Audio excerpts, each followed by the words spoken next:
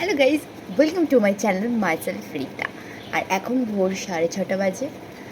উঠে পড়েছি কারণ আজকে হোলি অ্যান্ড আমি মায়ের সাথে প্রভাত ফেরিতে বেরোবো। তো ওই জন্য সকালবেলা উঠেছি, আমরা প্রভাত ফেরিতেও বেরোবো মায়ের সাথে আমি। দেন মা আবার প্রভাত ফেরি থেকে চলে আসবে অ্যান্ড তারপরে আমি আবার ঘুরতে যাবো। ওকে, সো দেখতে থাকো ব্লগটা। ভাবছি যে রেড কালারটি পরবো নাকি ব্ল্যাক কালারের। সো আই থিঙ্ক লাল কালারটাও ভালো লাগছে। এটা লাল না, মেরুন টাইপের, বাট মনে হয় ভালো লাগছে। দেখো, একটা আবিরের থালা সাজিয়েছি। 7:24 বাজে। দেখো রোদ উঠে গেছে কত। এই টাইমটা তো এটাই হয়।